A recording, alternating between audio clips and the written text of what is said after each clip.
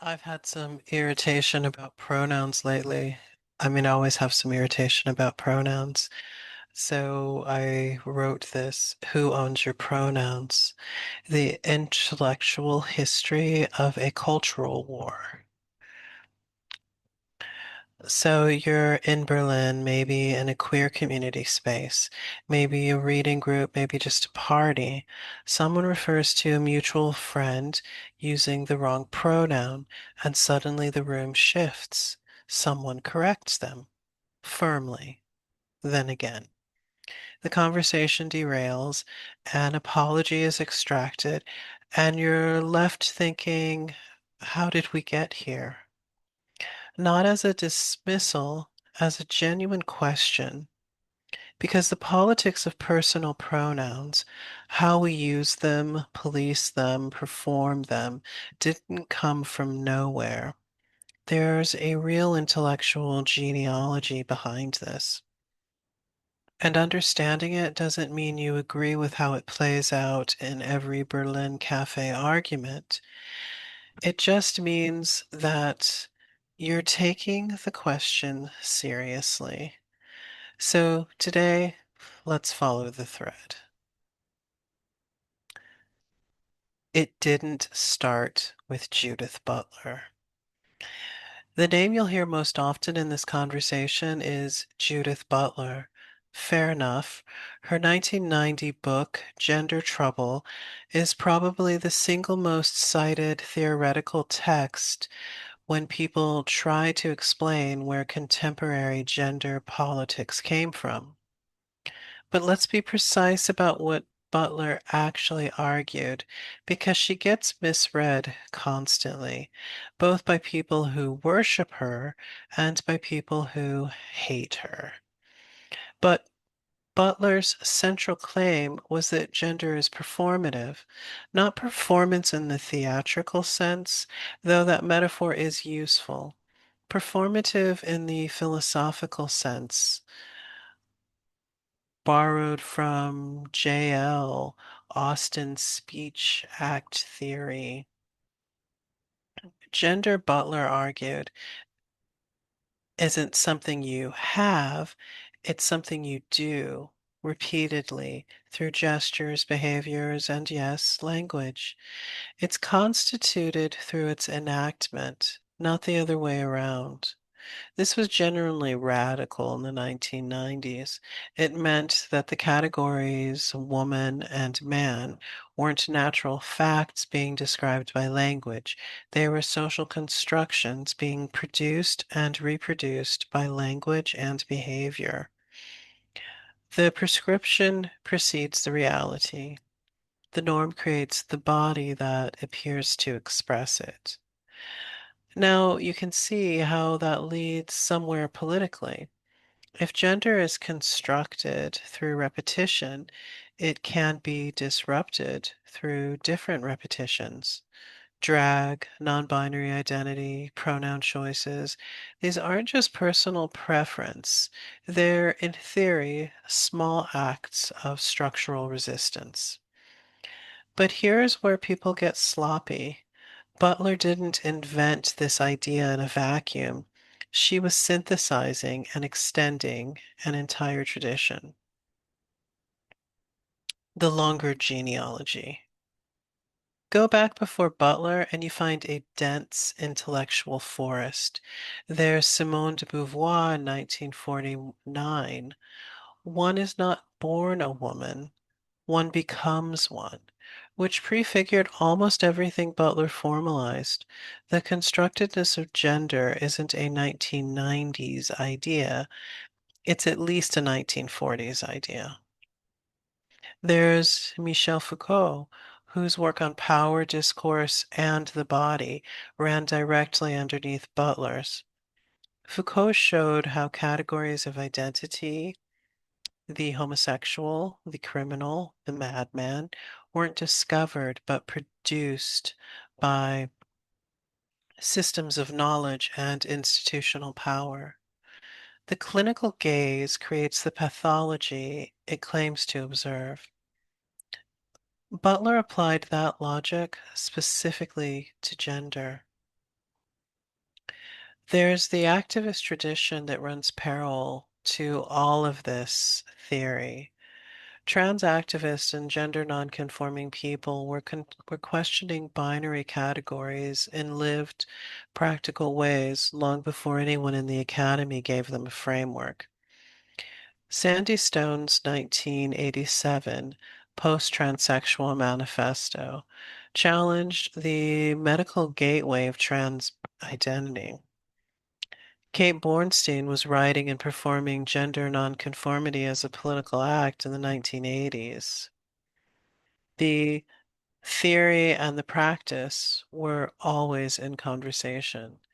And then there's feminist linguistics, scholars like Dale Spender arguing in the 1980s that language itself encodes patriarchal power, that the grammar of language isn't neutral, that the generic he, the way certain professors are gendered, the erasure of women in plural forms, these weren't accidents. They were ideological. So when Butler arrived, she was the crystallizing moment of a much longer process. The academic vocabulary she provided, performativity, citationality, the heterosexual matrix, became the shared language through which a generation of activists and scholars could talk about what they were already feeling and doing. From the academy to the internet. Here's where the history gets interesting, and where some of the tensions we feel today actually originate. Academic queer theory remained for most of the 1990s and early 2000s fairly confined to universities. Difficult, deliberately dense, written for specialists. Butler's prose is notoriously difficult. This was partly intentional. She and others were suspicious of accessibility, worried that simplified ideas would be stripped of their complexity and weaponized.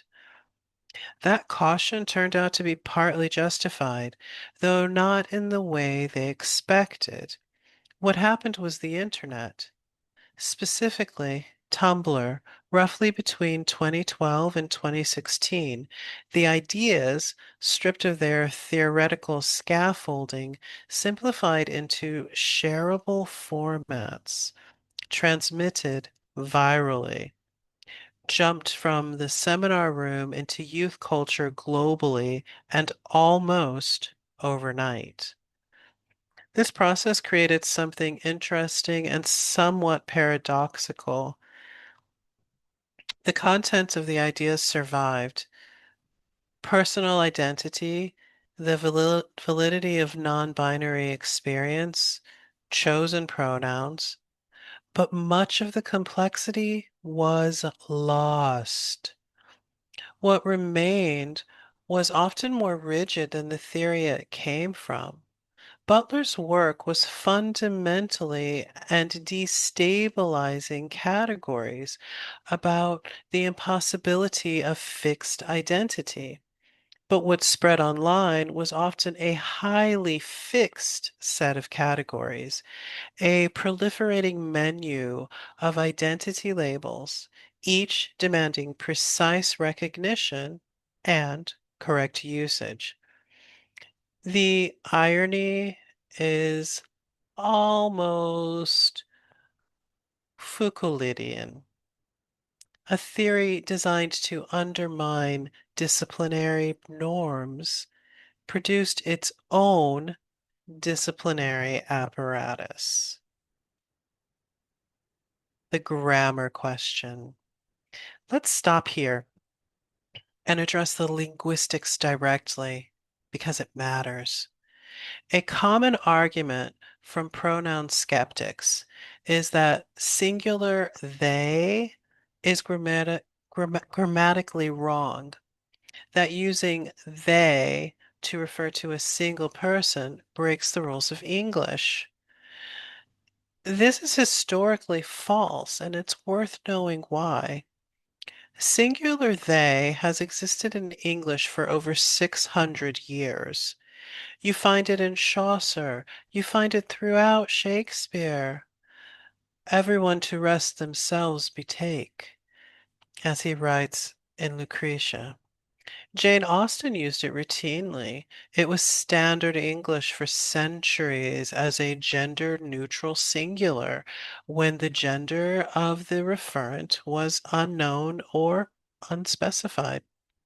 The idea that singular they is ungrammatical is actually a relatively recent intervention, largely the product of 18th century grammarians who were trying to impose Latin structural logic into English.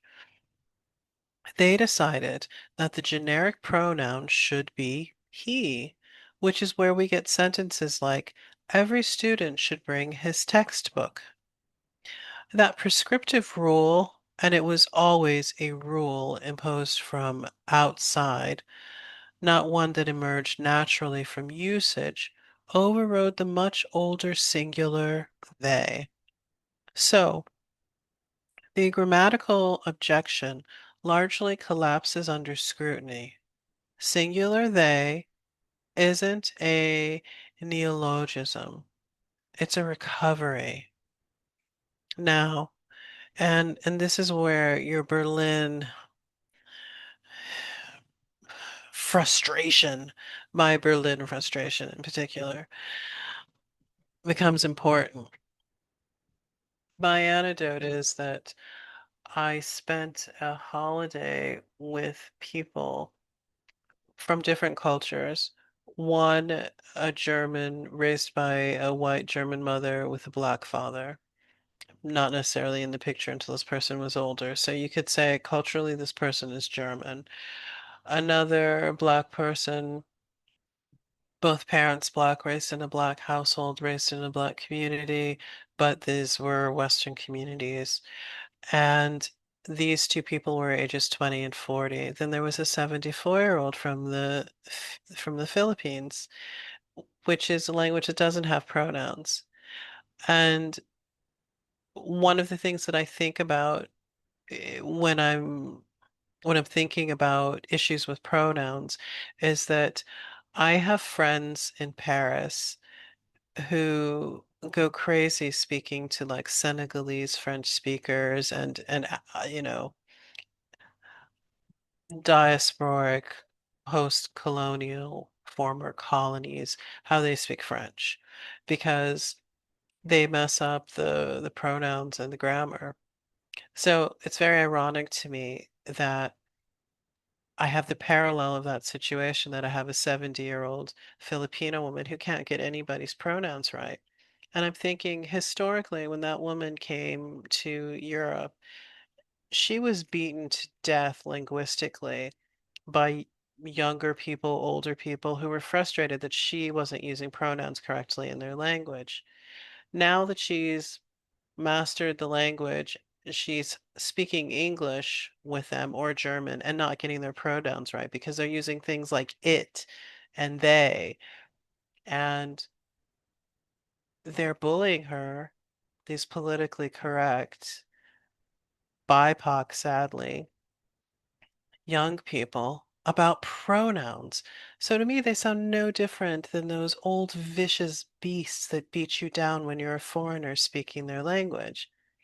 So, that's the antidote I'm referring to. So it is a different question entirely as a pronoun. It, for a human being, carries an enormous historical burden. It has been used to dehumanize enslaved people, disabled people, people considered outside the social contract. Some individuals choose to reclaim it for exactly that transgressive charge. That's a legitimate personal choice, but it creates real practical difficulties in sustained discourse that are distinct from the singular they question. These are not the same issue, and collapsing them is a mistake. So, now we get into the postcolonial dimension. Now, here's the part of this conversation that almost never gets addressed, and I think it's the most interesting. You have a French queer activist who's using inclusive pronouns, il, and so on, who are simultaneously frustrated with Francophone African speakers make what they consider errors with gendered French grammar. You got to sit with that for a minute to really feel the frustration and the neocolonialism of it. French is a deeply gendered language, one of the most in the Romance family. The masculine grammatically dominates plurals, professional titles, generic references. The écriture inclusive movement in France is a serious attempt to address that structural bias. It's legitimate. But many Francophone African speakers from Senegal, from Cote d'Ivoire, from the DRC, the Democratic Republic of Congo, navigate French as a colonial language layered onto mother tongues that often don't grammatically gender human beings the same way.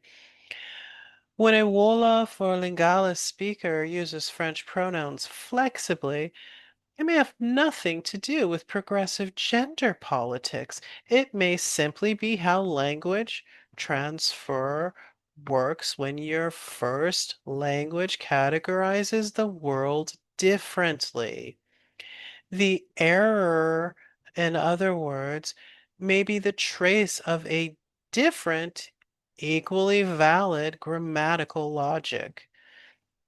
And here's the irony that my experience in Berlin crystallizes. Well, actually, we were in Sicily, we were in Berlin at the time.